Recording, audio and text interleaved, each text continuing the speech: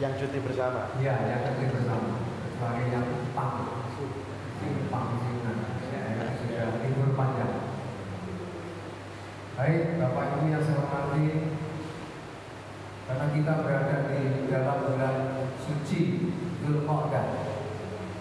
Kenapa saya katakan bulan suci? Karena memang bulan ini adalah satu di antara 4 bulan yang suci, yang tidak boleh ada peperangan, tidak boleh ada pembunuhan, tidak boleh ada perampokan, tidak boleh ada pembegalan. Namun bukan berarti di luar bulan ini boleh. Bukan demikian logikanya. Ya, ini pelarangan khusus di 4 bulan ini menunjukkan betapa Allah hendak lebih menekankan bahwa barang siapa yang melakukan perbuatan kedaliman di dalam 4 bulan yang suci itu, dosanya akan lebih besar daripada meskipun dosa perbuatan zalim di luar bulan-bulan yang 4 itu sudah besar, tapi di dalam 4 bulan ini lebih besar. Kemudian pada malam hari ini kita akan mengambil sebuah tema keutamaan bulan Dzulqa'dah dan amalan-amalan yang bisa kita amalkan di dalam bulan Dzulqa'dah dalam rangka menyongsong bulan suci Dzulhijjah. Dan insya Allah di dalam bulan suci Dzulhijjah sudah ada amalan-amalan khusus. Nanti ada ada puasa, ada sholat Idul Adha, ada penyembelihan hewan kurban dan sebagainya. Namun sebelum kita masuk ke sholat itu, atau mungkin nanti di materi berikutnya itu tentang keutamaan bulan Dzulhijjah dan amalan-amalan khusus di bulan Dzulhijjah. Tapi karena hari ini adalah dalam bulan Dzulqa'dah, tema kita adalah keutamaan bulan Dzulqa'dah dan amalan-amalan Oleh sebab itu kita akan membaca yang pertama adalah surah Al-Baqarah ayat 197.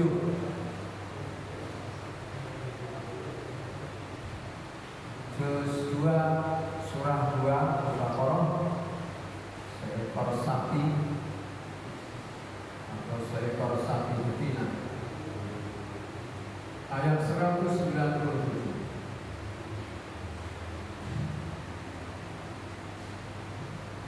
Saya membaca, bila mana Bapak Ibu menghendaki untuk turut membaca, silakan. A'udzu billahi minasyaitonir rajim. A'udzu billahi minasyaitonir rajim. Al-hajju ashhurun ma'lumat. Al-hajju ashhurun ma'lumat. Faman farada fihinna al-hajja fala rafatha wala fusuqa wala jidala fil hajj. Faman farada fihinna al-hajja fala rafatha wala fusuqa wala jidala fil hajj. Wa ma taf'alu min khairin ya'lamhu Allah. Wa ma taf'alu min khairin ya'lamhu Allah. Wa tazawwadu fa inna khairaz zadi taqwa. Wa tazawwadu fa inna khairaz zadi taqwa. Wattaqu ya ulil albab. Wattaqu ya ulil albab. Sedikit menerangkan tentang di situ ada qalqalah. Ada dua qalqalah. Maksudnya pada pengertian kita tadi, ketika kita berhenti di wala jidala fil hajj, dan yang terakhir ya ulil albab, ada beda, ada perbedaan, sama-sama qalqalah di akhir, tetapi cara bacanya berbeda. Meskipun ada yang mengatakan bahwa yang berpendapat bahwa qalqalah itu ada dua, qalqalah sughra sama qalqalah kubra. Qalqalah sughra itu adalah misalnya apa? Misalnya ini, fa inna khairaz zadi at-taqwa. Ini qalqalah sughra. Qafnya itu at-taqwa. Itu qalqalah sughra karena ada di tengah bacaan, tengah lafaz. Pantulannya ada, pantulannya tapi tipis, ya. Itu sughra. Nah, tapi yang kubra itu apabila ada di akhir, di pemberhentian bacaan. Fil hajj ulil albab, itu pantulannya tebal, pantulannya tebal. Hanya di sini ada di perbedaan fil hajj dan ulil albab. Di fil hajj itu ada tasdidnya, qalqalahnya, huruf jinnya itu. Qalqalah itu huruf-huruf yang apa? Huruf-huruf qalqalah itu huruf-huruf yang apabila dia mati itu jadi ada pantulannya, yaitu qaf, ba, jim, dal, atau apa itu masih baju di pokok, baju di pokok, ba, jim, dal, qaf, baju di toko, di pokok. Saya dulu belajar masih hujadin. Ya, itu adalah huruf-huruf yang apabila mati dibaca mati maka ada panggilannya. Nah di sini ada yang bertasdid fil hajj dengan yang tidak bertasdid ulil albab. Fil hajj ini ditekan dulu baru panggilannya nampak. Fil hajj ini ditekan seperti ada jeda. Fil hajj. Jadi setiap menjumpai huruf qalqalah di akhir bacaan atau di pemberhentian yang bertasdid caranya baca seperti ini. Ditekan dulu baru ada panggilan. Tabbat yada abi lahabin wa tab, itu tabba itu bertasdid. Jadi apabila ada yang membaca wa tab, itu keliru, berarti tidak ada tasdidnya. Yang benar adalah wa tab, ditekan dulu baru ada tab. Sedang yang tidak ada tasdidnya maka ulil albab, qul huwallahu ahad, dan lain sebagainya. Hanya itu yang perlu saya tekankan agar kita memperhatikan perbedaan karena tidak sama. Yang artinya surah Al-Baqarah ayat 197, Al-Hajju Ashhurun Ma'lumat, musim haji itu pada bulan-bulan yang telah dimaklumi. Ma'lumat, dimaklumi, diketahui. Alimah ya'lam ma'lum. Jadi sudah di bahasa Indonesiakan sebenarnya, sudah dijadikan bahasa Indonesia. Ya maklum lah, ya maklum lah. Ya seperti yang kita maklumi bersama. Biasanya, artinya sudah kita ketahui bersama. Faman farada fihinnal hajja, maka barang siapa yang mengerjakan di dalamnya di bulan-bulan itu al-hajja, ibadah haji, fala rafatha, maka tidak dibolehkan berkata kotor, wala fusuqa, dan tidak pula berbuat fasik, wala jidala, dan tidak pula bertengkar, hilhad, di dalam haji. Wa ma tafalu min khairin, dan apa yang kalian perbuat dari kebaikan, ya'lamullah, niscaya Allah mengetahuinya.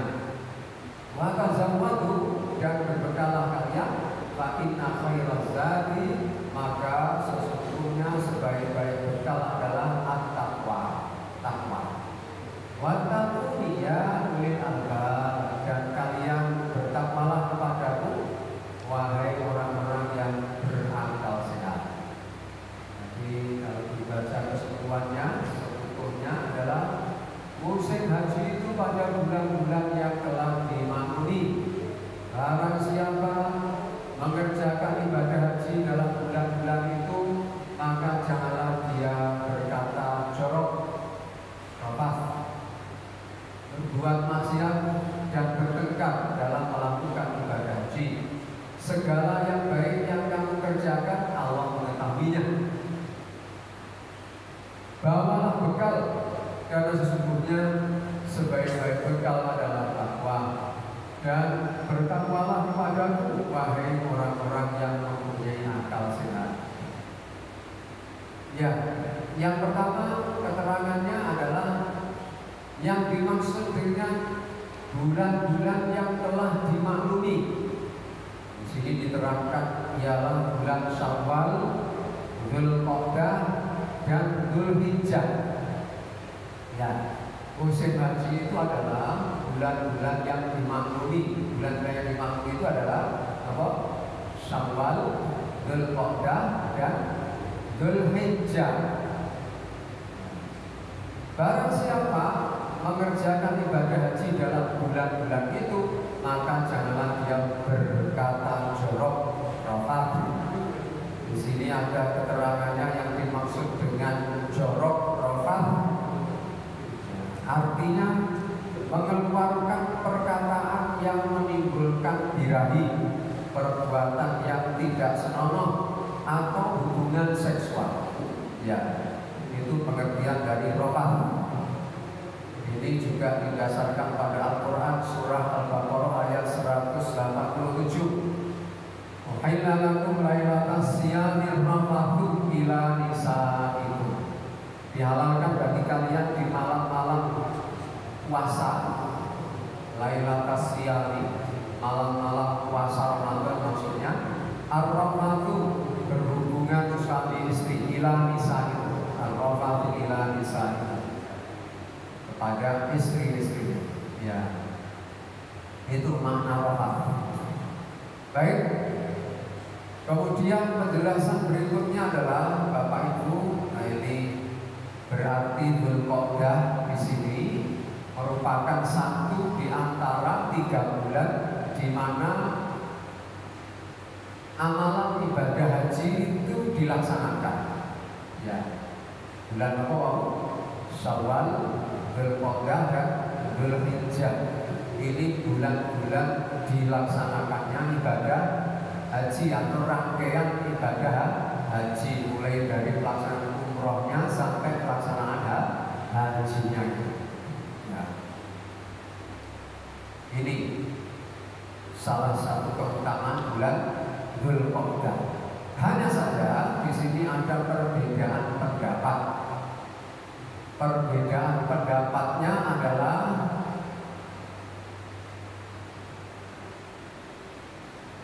beberapa ulama berpendapat mengatakan sah melakukan ihram ibadah haji di sepanjang tahun. Ini menurut mazhab Imam Maliki, Abu Hanifah, Ahmad ibnu Hanbal, dan Ishaq ibnu Rahawayh. Hal yang sama dikatakan pula oleh Ibrahim An-Nakhai, Al-Thawri, dan Al-Laits ibnu Sa'ad.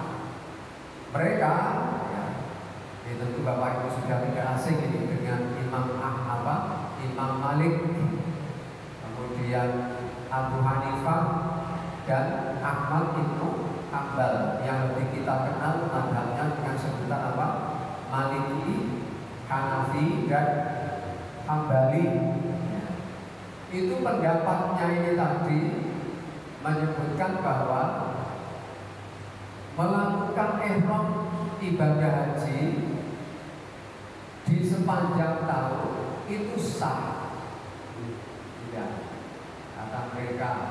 Dan mereka berpedoman pada, ya, mereka berhujjah dengan firman Allah dalam surah Al-Baqarah ayat 189,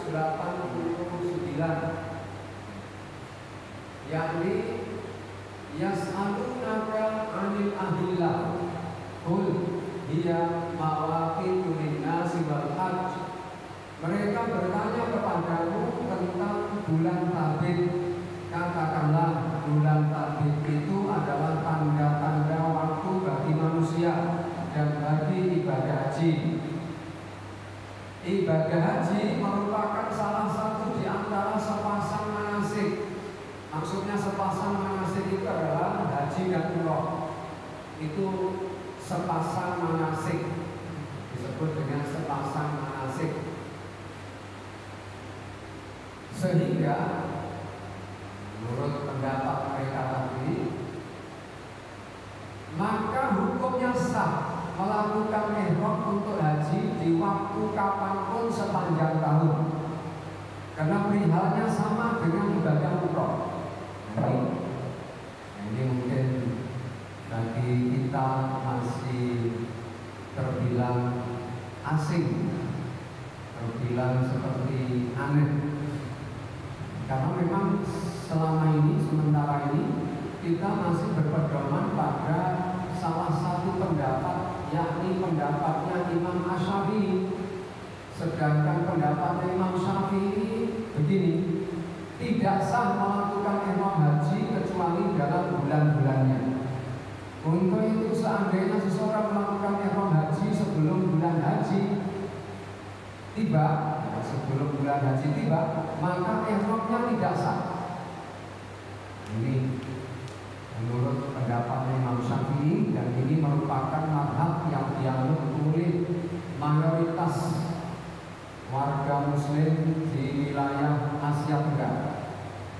termasuk Indonesia, Malaysia, Brunei, dan lain-lain.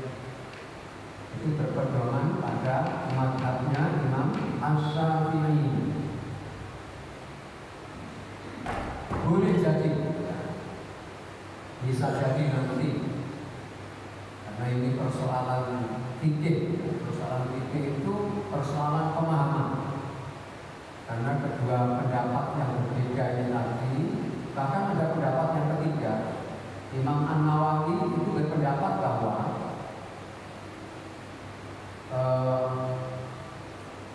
ihram berniat haji itu sah kapan saja, tetapi melaksanakan hajinya amaliyah, yakni mulai dari wukuf di Arafah, mabit di Muzdalifah, nginep di Mina dan lempar jumrah di Mina, ya.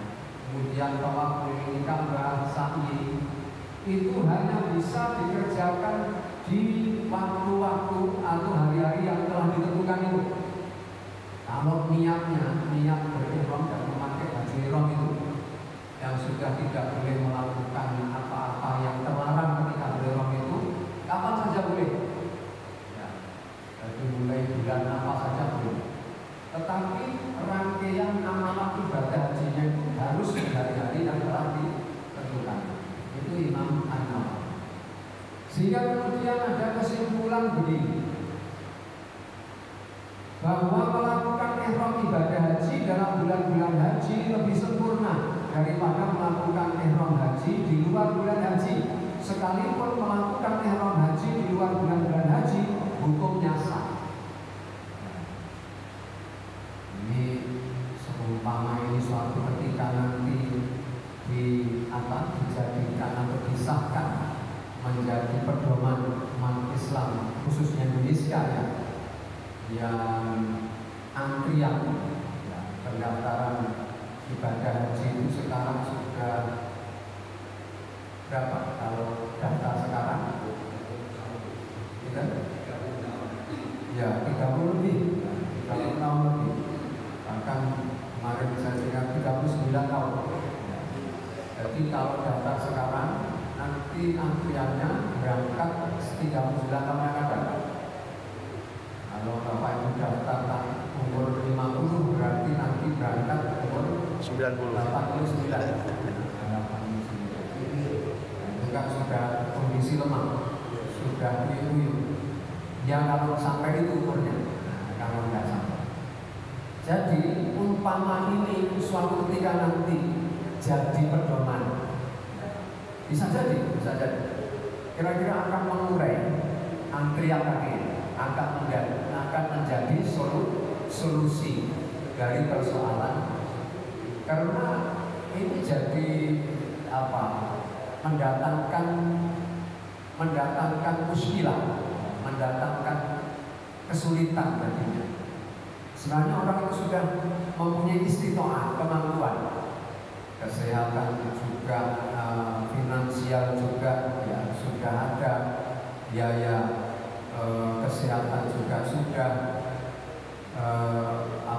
transportasi juga sudah tersedia. Tetapi karena sistem ya, administrasinya seperti ini, jadi menyulitkan. Nah, ini bisa menjadi salah satu solusi.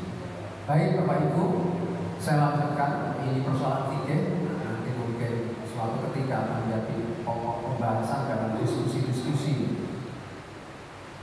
Yang jelas kembali kepada soal tadi, keutamaan Dzulqa'dah ini menjelaskan ya, adalah 1 bulan di antara 3 bulan pelaksanaan ibadah haji.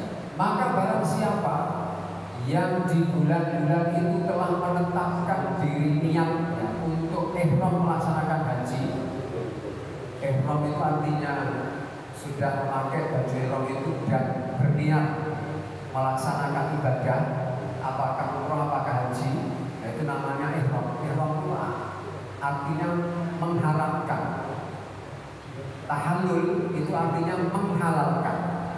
Jadi haji itu dibuka dengan ihram dan ditutup dengan tahallul. Ya, dibuka dengan mengharamkan dan ditutup dengan menghalalkan. Seperti sholat itu dibuka dengan takbir dan ditutup dengan salam.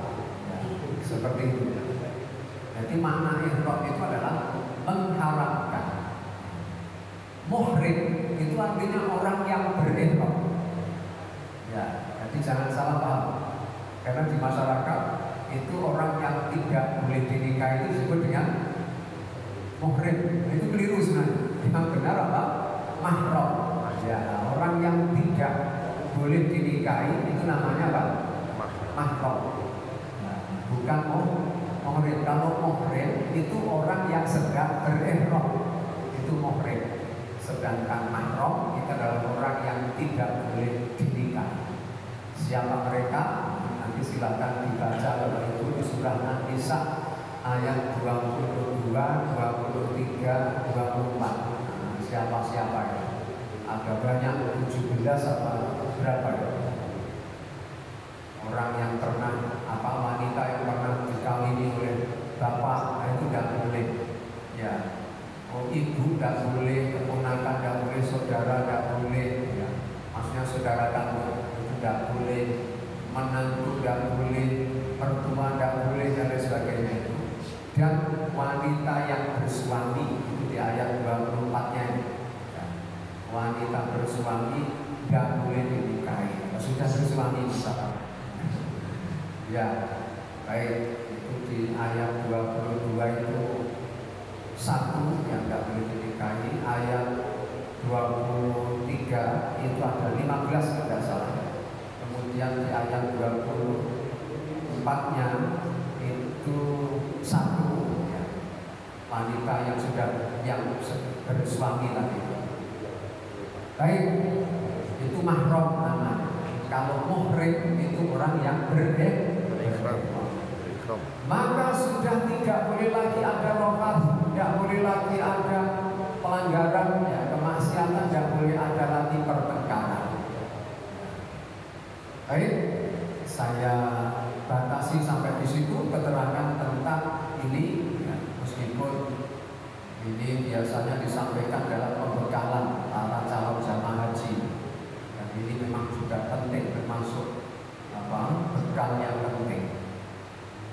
Berikutnya, keutamaan yang kedua adalah termuat di dalam surah At-Taubah ayat 36. Nah, ini surah At-Taubah. At-Taubah itu surah yang ke-9, ya, juznya 10, surahnya ke-9. Ayatnya 36. Inna iddata syuhuri indallahi 12 syahran fi kitabillahi yawma khalaqas samawati wal ard minha arba'atul hurum dzalika dinul qayyim fala tadlimu fihinna anfusakum wa qatilul musyrikina kafatan kama yuqatilunakum kafah wa'lamu annallaha ma'al muttaqin. Yang artinya adalah sesungguhnya jumlah bulan menurut Allah ialah 12 bulan sebagaimana dalam ketetapan Allah pada waktu Dia menciptakan langit dan bumi. Di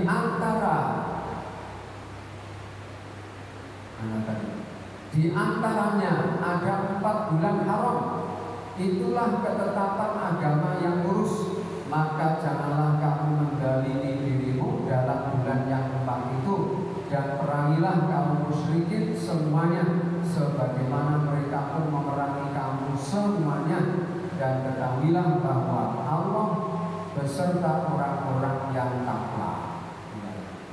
Dan perangilah orang-orang musyrik, orang kaum musyrikin semuanya. Semuanya ini bahasa Arabnya kafah, bahasa Jawanya kabeh. Kafah itu bahasa Jawanya apa? Kabeh. Kabeh. Ya, memang kabeh itu dari bahasa Arab. Ya, dari bahasa Arab. Kafah dijawakan jadi kabeh. Jadi ketika Rasulullah SAW membaca ayat ini dan sampai pada minha arba'atul hurum, di antara 12 bulan itu ada 4 bulan yang suci, yaitu 3 bulan berurutan, Dzulqa'dah, Dzulhijjah, Muharram, dan satu lagi adalah bulan Rajab yang ada di antara Jumada dan Sya'ban. Nah, ini adalah 4 bulan haram, 4 bulan yang suci. Pengertian suci di sini karena haram tadi itu, haram maksudnya haram apa? Apa artinya haram itu? Dilarang. Haram itu apa? Dilarang. Nah, Bapak Ibu yang mungkin pernah ke Saudi kan biasanya halal. Kalau halal itu berarti boleh. Haram tidak boleh. Dilarang. Ya, haram. Mengapa kemudian di sini dimaknai suci? Karena di 4 bulan itu dilarang peperangan, dilarang pembunuhan, dilarang perampokan, dilarang pembegalan, dilarang berbagai kedaliman. Maka karena nggak boleh melakukan perbuatan tadi, kedaliman tadi, maka disebutlah sebagai bulan-bulan suci. Tanah Mekah itu juga disebut dengan tanah suci. Kenapa? Tidak boleh ada peperangan, tidak boleh ada pembunuhan, tidak boleh ada kejahatan di sana. Nah, maka disebut dengan tanah suci. Ya. Ada juga Masjidil Haram. Apa itu artinya masjid? Masjid yang suci. Tidak boleh di situ ada perbuatan kedaliman. Ya. Kalau di Indonesia kan jadi hormat. Hanya dari akar kata yang sama itu, hormat dengan haram. Hormat itu dari asal kata haraman. Ya, hormat. Saya menghormati Pak Tangkor misalnya. Berarti saya tidak boleh melakukan hal-hal yang tidak terpuji pada Tangkor. Itu namanya menghormati. Saya menghormati Pak Hana. Berarti saya melarang diri saya melakukan hal-hal yang tidak baik, tidak terpuji. Ya, baik. 12 bulan yang dimaksud adalah Muharram, Shawwal, Rabiul Awal, Rabiul Tsani, Jumadal Ula, Jumadal Tsaniyah, Rajab, Sya'ban, Ramadan, Syawal, Dzulqa'dah, Dzulhijjah. Dari 12 bulan ini ada 4 bulan yang suci tadi itu. Yang 3 berturut-turut termasuk bulan kita sekarang ini. Dzulqa'dah yang pertama, yang kedua Dzulhijjah, yang ketiga Muharram, bulan pertama di tahun Hijriah. Ya, tahun baru Hijriah. Ini berturut-turut. Lalu satu lagi di bulan yang ke-7, yaitu Rajab. Ya. Nah, ini tidak boleh ada peperangan, tidak boleh ada pembunuhan dan sebagainya. Falam bingung dihina usaha. Baik, itu keutamaan yang kedua, Bapak Ibu. Sehingga keutamaan bulan Dzulqa'dah adalah satu di antara 4 bulan haram. Satu di antara 3 bulan pelaksanaan ibadah haji dan umrah. Yang kedua, satu di antara 4 bulan yang suci tadi itu, yang boleh ada peperangan dan sebagainya tadi. Ya, itu keutamaannya ada 2. Adapun amalan-amalan yang bisa kita amalkan di bulan Dzulqa'dah adalah 1. Kalau didasarkan pada Al-Quran surah Al-Baqarah ayat 197 tadi itu tentang haji, berarti amalannya yang bisa kita amalkan di bulan Dzulqa'dah adalah melaksanakan ibadah haji dan umroh. Ya. Untuk tanggal beli sudah berangkat tanggal 1 Mei kemarin. Ini sekarang tanggal 12 ya. Nah ini berarti sudah berangkat ke Mekah ya. Sudah berangkat ke Mekah dan mengamalkan. Cuma saya tidak memantau itu. Hari ini saya tidak memantau. Mestinya ini sudah berangkat ke Masjidil Haram untuk memulai melaksanakan rangkaian ibadah haji tamattunya yang diawali dengan ibadah umrohnya yang mengambil mikot Bir Ali, ya, dikenal dengan Bir Ali. Maka yang benar adalah Bi'ru Ali. Bi'ru itu artinya sumurnya Ali. Bi'ru Ali. Karena dulu mempunyai riwayat tentang itu, tentang adanya sumur yang ditumboni oleh jin dan kemudian berebut dengan Ali dan kemudian dimenangkan oleh Ali. Maka disebutlah sebagai lembah Bi'ru Ali, sumurnya Ali. Jadi mikotnya tempat start ya, dimulainya pelaksanaan rangkaian ibadah haji dan umroh itu dari sini itu. Lebih kurang perjalanannya dari Masjid Nabawi itu tidak jauh, perjalanan kurang dari setengah jam ya, kurang dari setengah jam. Itu dari situ sudah memakai pakaian ihram ya, sudah dalam keadaan suci, lalu berniat ihramnya. Kalau haji tamattu untuk kloter pertama apa untuk gelombang pertama, maka dari situ mulainya dan berniat labbaik labbaik Allahumma umratan. Kemudian ditambah dengan hadhihi umratun la riya fiha wala sum'ah. Ya Allah, aku hadir di sini dalam rangka untuk memenuhi panggilanmu dan untuk melaksanakan ibadah Allah. Dan ini adalah umroh yang tidak untuk tujuan sum'ah dan tidak untuk riya, bukan untuk dibangga-banggakan dan bukan juga untuk dipamer-pamerkan. Begitu kemudian labbaik Allahumma labbaik labbaik la syarika laka, terus itu zikirnya di antara yang disunahkan. Begitu sampai Mekah ya, lalu nanti mengelilingi Ka'bah 7 kali itu tawaf, kemudian sa'i, setelah itu selesai tahallul ya. Jadi ihramnya dari Bir Ali tadi, nanti tahallulnya di Bukit Arwah dengan ditandai potong rambut, yaitu namanya penghalalan, yang salah satu tandanya adalah memotong atau mencukur rambut. Yang punya rambut, yang nggak punya rambut ya nggak usah dicukur.